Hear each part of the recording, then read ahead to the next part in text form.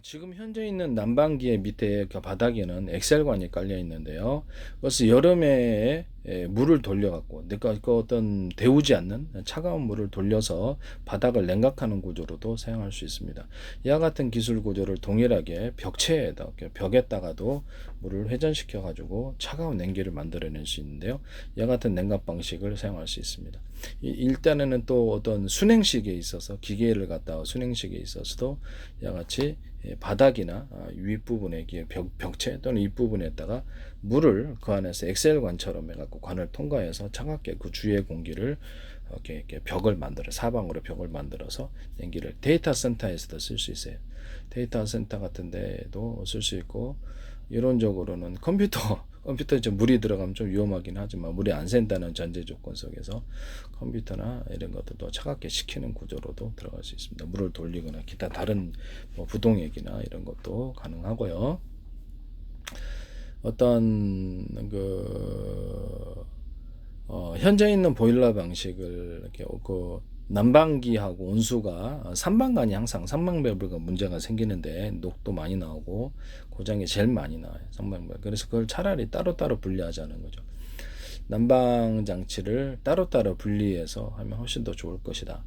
그 중에서도 이렇게 난방을 이렇게 어떤 여러 가지 방식이 있을 수 있습니다만은 전기 주전자 있잖아요. 중국산은 보통 8,500원 소비자가로 보통 하던데 그것을 싸게 만들면 뭐 4,000원 이하로도 가능하지 않겠습니까? 더 가져올 때는 그러면 그 방식으로 해서 여러 개 통을 만들어놔요. 여러 개 통을 뭐 5개든 뭐 10개든 그건 알아서 하십시오. 동시에 물을 끓입니다. 그래서 하나의 물 통로를 통해서 물을 모으고요. 그걸 가지고 난방을 이렇게 어떤 펌프를 동원해서 난방을 이렇게 돌려줍니다.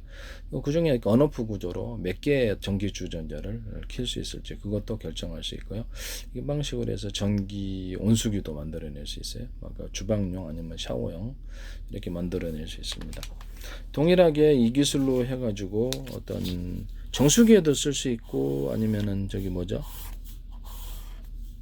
여기 일반 이런 전기 온수기 같은데 산업상에 쓰일 때가 많을 것 같은데 그래서 물이나 다른 부동액이나 다른 액상을 끓일 때 이렇게 미세관을 만들어서 열코일을 감아줍니다. 열코일은 대중소 두께를 틀리게 하면 강한 용압열이 만들어지게 되고요. 오래 써도 내구성 이상이 없게 만듭니다. 한 겹이나 두 겹 이 정도면 되겠죠. 이렇게 해서 이것을 수십 군데나 수백 군데 수백 개의 미세관을 만들어서 동시에 데워서 다량의 물도 데울 수 있습니다. 분해서도 사용할 수 있고 휴대용으로도 만들어져 사용할 수도 있고요. 휴대용으로 전기만 뒷받침이 되면 휴대용으로도 물을 가열해서 따뜻한 물을 캠핑에서도 사용할 수 있고 물을 끓이지 않고도 전기 방식으로 차에서도 사용할 수 있고요. 이렇게 해서 열코일 방식으로 해서 보온병도 이런 식으로 이렇게 갖고 다니면서 물을 빠른 시간 내에 데워가지고 따뜻한 물을 만들어 정수기에 들어갈 수 있고요. 양아치 하시면 제 기술이 되겠습니다. 미세관을 만들 때 뭐 수십 개나 수백 개까지도 대용량 물도 이렇게 금방 빨리 끓일 수 있고요. 같이 하시면 제 기술이 되겠습니다. 어떤 돼지꼬리 땡땡이 방식으로 해가지고 어떻게 물을 가열해서 하는 이 장치에 대해서 이것을 한 개가 아니라 두 개, 세 개, 5개, 10개까지도 가능하다. 그래서 물을 상중하로 동시에 데워서 한 다음에 석유 정제할 때도 이 방식을 사용할 수 있고요. 그래서 기타 뭐 어떤 물을 액상을 끓이는데도 사용할 수 있어요. 높은 온도를 얻을 수 있죠. 동시에 이거를 동시에 이렇게 액상을 끓이는데 이것을 사용할 수 있다. 이게 한 개가 아니라 돼지꼬리 떼떼이 방식을 이렇게 해서 물을 데우는데 이렇게 여러 개로 해서 물을 데운다는 거죠. 그래서 이렇게 대용량의 물을 빨리 데워서 급수를 할 수 있습니다. 이와 같이 방식을 사용하시면 재기술 구조가 되겠습니다. 남의 기술 도둑질을 상업화시키지 맙시다. 보일러에도 쓸 수 있겠죠.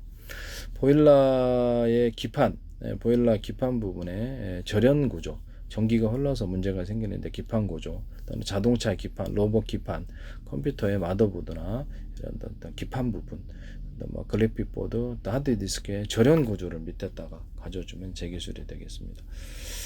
또는 어떤 그 전압을 갖다 과전압이 일어나면 전류를 차단시켜 기판에 흐르는 때 전류를 차단시키는 장치를 사용하시면 되겠습니다. 모든 산업상의 기판은 엄청나게 숫자가 많으니까요.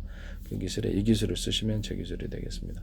그래서 기판이 좀 비싸잖아요. 그러면 이게 어차피 목통이 될 거니까 과전압을 사전 차단시켜 준다는 거죠. 그리고 이제 비상 배터리를 통해서 따로 이게 기판에다 전기를 공급하는 방식일 수도 있고요. 또는 어떤 드론이다. 이게 드론 같은데 추락하잖아요. 구동 배터리에서 이상이 생겨 과전압이 생겨갖고 문제가 생기면 거기다가 차단시키고 따로 비상 배터리를 만들어 가지고 그걸 통해서 비상으로 이렇게 추락하지 않게 일시적으로 구동 에너지를 얻어서 무사히 안착할 수 있게 한 그런 드론 방식 또는 비행체 방식, 배 또 이렇게 어떤 자동차, 로봇 이런 것이 될 수 있겠습니다. 비상 배터리 개념을 가진다라는 거죠. 같이 설계하시면 제 기술이 되겠습니다. 메모리 반도체 같은데 제가 어떤 현재 있는 어떤 휘발성이잖아요. 그러면 그거를 작은 배터리 구조를 가져서 컴퓨터 전원이 꺼져도 이것을 그 배터리를 통해서 전원이 공급됨으로써 사실상의 플래시 메모리화 시키는 이런 것을 사용하시면 제 기술 구조 휘발성이 이렇게 기억을 몇 시간 동안이라도 몇 시간 동안 일한 거 또는 하루라도 이렇게 그렇게 해서 메모리 반도체를 만들 수 있다. 메모리 반도체를 일정 구간을 플래시 메모리처럼 플로팅 게이트 개념으로 절연 구조를 갖춰가지고 일정 구간을 거기서 플래시 메모리처럼 메모리를 사용하는 이런 방안도 제가 말씀을 드렸습니다. 그것도 제 기술 구조가 되겠습니다. 또는 메모리 반도체를 현재 이렇게 하나의 큰 덩어리가 아니라 작은 조각, 대중소라고 합시다. 여러 개로 나눠서 하나의 메모리, 그 하나의 겉으로는 하나의 제품처럼 보이지만 안에는 내용적으로 여러 개의 이렇게 메모리 반도체로 분할하는 그런 제품 만드셔도 제 기술이 되겠습니다.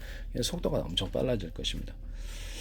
현재 있는 플로팅 게이트를 가지는 낸드 플래시뿐만 아니라 모든 플래시 메모리에 플로팅 게이트를 숫자를 대중소, 면적의 제한이 있으므로 대중소로 만들어서 속도를 빨리 처리하시는 기술을 사용하시면 제 기술입니다. 여기다 메모리 반도체를 좀 작은 거를 붙여가지고 속도도 병렬 방식의 메모리의 장점과 플래시 메모리의 이런 장점을 결합한 제품을 만드셔도 제 기술이 되겠습니다. 플래시 메모리와 그다음에 SSD, HDD 이렇게 저장 장치에서도 작은 플래시 메모리를 붙여가지고 안에서 단시간 동안 빨리 급히 처리 기억할 수 저장할 건 거기다 일단 기억하고 저장을 하고 천천히 그 저장한 내용이 다른 데로 옮겨가서 저장을 이런 방식을 선택하셔도 제 기술이 되겠습니다. CPU나 GPU나 모든 반도체 기술이 있어서 트랜지스터와 어떤 카패시터를 면적의 제한 속에서 대중소 사이즈를 틀리게 만들어서 보다 많은 집적을 해서 계산 그것을 성능을 높이는 방식을 사용하셔도 제 기술이 되겠습니다. CPU나 GPU 이런 것도 대중소 면적의 제한을 원칩으로 가든지 아니면 마더보드나 그래픽보드 안에서 구현할 때 대중소 틀리게 CPU를 갖다가 크기를 만들어서 그 안에서 이렇게 사용하는 방안. GPU도 마찬가지고요. 그렇게 하면 굉장히 어떤 뛰어난 성능의 반도체를 만들 수 있습니다. 크기를 틀리게 만들어 들어가는. 그래서 하나의 원칩으로 들어가든지 마더보드다 그러면 CPU 안에 CPU다 그러면 CPU를 크기를 대중소 틀리게 들어간다는 거죠. 이 기술은 스마트폰에서도 사용할 수 있어요. 틀리게 들어가는 기술 크기를. 그다음에 CPU다 그러면 하나의 원칩으로 들어갔을 때는 CPU를 GPU처럼 병렬 연산이 가능한 이런 기술 구조를 만들어서 ALU를 많이 탑재를 하고요. 그것도 대중소로 들어갑니다.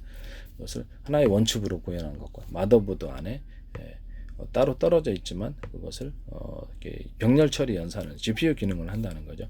그런 CPU를 만들어 가지고 지금 ALU도 숫자를 많이 하고 이렇게 해서 마더보드 안에서 그것을 GPU 역할을 하게 한다면 되게 부피도 작아지고 이렇게 AI 반도체로서 충분히 사용할 수 있다. 이 기술을 사용하셔도 제 기술이 되겠습니다. 현재 있는 부팅 프로그램을 하드 디스크에 놓지 않고 CPU나 또는 메모리 반도체 아니면 플래시 메모리를 작게 붙여가지고 CPU에다가 플래시 메모리를 작게 붙이는 한 어떤 메모리에 딱 플래시 메모리를 작게 붙이는 뭐 여러 가지 방법이 있겠죠. 부팅 프로그램을 어디다 붙이든 간에 거기다가 컴퓨터 기초 화면만을 띄우는 가장 간단한 프로그램을 집어넣고요. 그럼 현재 있는 마이크로소프트는 응용 프로그램으로 바뀌게 되는 거고요. 그래서 이렇게 쓰시면 이제 제 기술 구조가 이게 필요가 있어서 그런 거거든요. 그렇게 쓰시면 제 기술이 되겠습니다. 현재 있는 그 어떤 캐시 메모리 또는 어떤 CPU 그다음에 그 코어 CPU 코어 같은데 이런 것들도 ALU 이런 것들도 면적에 제한이 있으므로 대중소 사이즈를 틀리게 해서 들어가서 집적을 많이 한 속도를 빨리 처리하게 될 것입니다. 이런 기술을 사용하셔도 제 기술입니다. 모든 GPU와 모든 반도체에는 다 이 기술이 들어가게 됩니다. 메모리에도 들어가고요. 플래시 메모리에도 들어가고 HDD, SSD도 이와 같이 대중소로 틀리게 들어갈 수 있습니다. 그다음에 통신칩도 같은 크기다 그러면 면적에 제한이 있으므로 대중소 틀리게 들어갈 수 있다라는 거죠. 그다음에 거기 안에서 명령 체계, 아까 그 반도체나 기판 보드 안에서 마더보드다 그러면 이렇게 그래픽 보드다 그러면 가로 세로 높이로 좌표와 숫자 방식으로 해서 정보 이동 경로와 어떤 일할 저장하거나 연산 처리하거나 이런 것을 지정해줘 이런 명령 구조를 가지셔도 제 기술 구조가 되겠습니다. 로봇의 몸체 안에서도 가능하고요. 통신칩 안에서도 이렇게 가능합니다. 그러니까 뭐 동영상을 한 개다 그러면 100개로 쪼개가지고 하나의 도로를 타고 하나의 저장 장소 창고에 가서 실으면 발열이 많이 일어나고 속도가 늦어져요. 그래서 그래 100개로 쪼개면 50개나 100개 통신 통로를 많이 만들어 통신 도로를 많이 만들어 동시에 출발하고 창고도 100개로 만들어 가지고 100개나 또는 50개 이렇게 만들어서 그 안에서 빨리 일 처리를 해버린다. 그럼 발열도 안 일어나고 속도가 빨라지죠. 이렇게 이런 파일들에게는 일련번호를 붙여주거나 소비자 환경으로 암호를 집어넣을 수 있도록 그렇게 해줄 수 있습니다.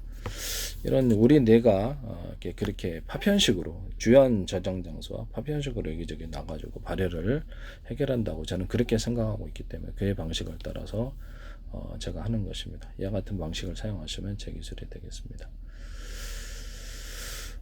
이렇게 잘게 쪼개가지고 여러 개의 통신 방법을 하는 것은 압축 방법, 전송 방법으로도 사용할 수 있고요. 이렇게 만드셔도 제 기술 구조가 되겠습니다. 이렇게 해서 이런 방식으로 인터넷 장비, 통신 장비를 사용하거나 인터넷 이렇게 스마트폰도 설계를 이렇게 할 수도 있고요. 반도체 칩이라든지 모든 기판 구조도 이렇게 설계를 하거나 컴퓨터, 로봇 구조도 이렇게 좌표와 숫자 방식으로 이동하고 경로를 에 따라 저장하거나 연산하거나 일처리를 합니다. 남의 기술을 도둑질을 상업화시키지 맙시다.